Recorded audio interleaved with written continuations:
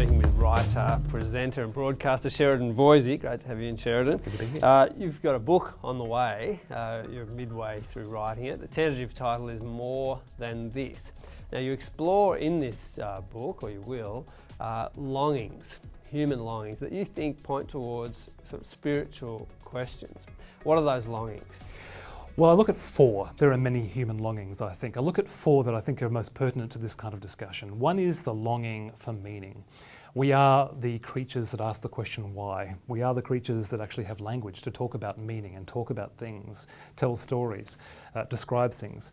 We long for some sense of cohesion, some sense of wholeness in our lives, some sense of understanding our place in the grand scheme of things, our place in the world. In the past, that used to come through predominantly through a faith of some kind, a worldview. In the recent times, we've, I guess, seen us walking away from something like that. Recent times, I guess the last couple of hundred years as secularism has grown.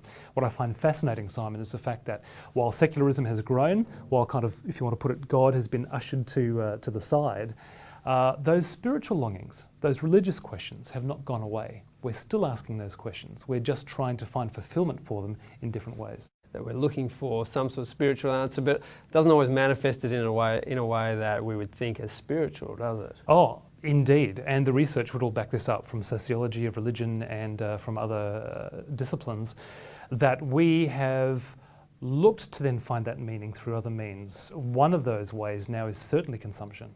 And certainly the shopping centre. In fact, sociologists now call the shopping centre cathedrals of consumption. Now, why that word cathedral? It's this big place, you go in there, you hope that by the time you leave, you've kind of been reborn, maybe found your identity with a new brand name. Often these places have actually got spires. You go in there, you experience a sense of community. Sometimes you go there to hang out. You want to walk away with a certain sense of identity, a certain sense of meaning. The workplace would be another one.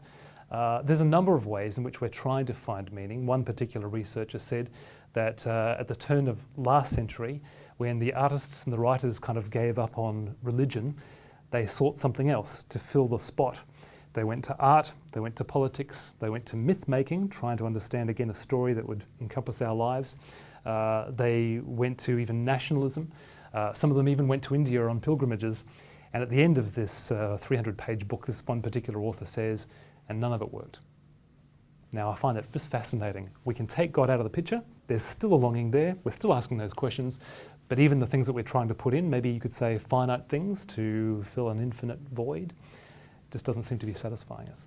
One of the things you've identified is a quest for guidance, that we need guidance from someone or something. In what way does that manifest itself? Well, from the very overt way of Mind, Body, Spirit festivals. This year, 65,000 odd people, predominantly women, aged 20 to 40, will go through one of the 5 Mind, Body, Spirit festivals that are held in Melbourne, Sydney and Brisbane alone. There are others, just those at one particular company. And the organisers have told me that the most popular area of the event is the reading room, which is where 60 odd psychics ply their trade. And the questions are very common. What's happening for me romance-wise? What's happening for me career guidance-wise for my life? And what about me and my financial security? Those are the 3 common questions. When I walked around there, I was asking people what they were here for, and those kinds of questions were coming up. We're looking for guidance. A few years ago, Oprah hosted a worldwide tour, kind of an online tour with the popular New Spiritualities author Eckhart Tolle, and 20 million people signed up. It suggests that we're looking for a guiding voice in our lives who would give us some sense as to how we can find the answers to those questions and go and, I guess, have a holistic, fulfilled life. You've also talked about liberation. People desire liberation, but liberation from what? Well, at the macro level, we can see, as we open up the newspaper, watch our TV, hear of yet another horrific catastrophe around the world, Japan, Toowoomba, Queensland floods, Christchurch, whatever it might be, that this world is not the way it should be. And so at the very macro level, the biggest level, we're just looking for some sense that this world with its catastrophes will one day be better. At the more micro level, I think we're looking for a sense of liberation from our own sense of, well, oftentimes meaninglessness. It's been said that the great anxiety of today is not whether I'm going to go to hell or heaven, it's actually whether I've got a meaningful or meaningless life. So in some ways, it's actually a liberation of a sense of meaninglessness. What is my life about? But also from personal guilt, also from the harm that we might have experienced from others. This is showing in some really interesting areas. On the one hand, you see the growth of counselling centres over the last couple of decades. I think the Australian Bureau of Statistics still says counselling is one of the greatest growth areas in business in Australia right now. At the other end, you actually see the integration of forgiveness into the social sciences, psychology, psychiatry, things like that. Forgiveness used to be the domain of the church.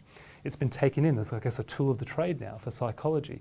And then we've seen things like secular confessionals, where people are getting online and just needing to confess things, get them out.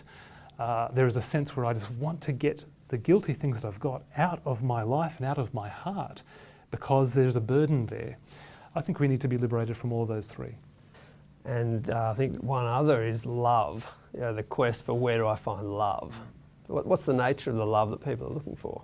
So the longing that we have for love, I guess, is for that deep, abiding, unconditional, grace-filled love that will be there right to the very end, no matter what we've done, no matter who we are.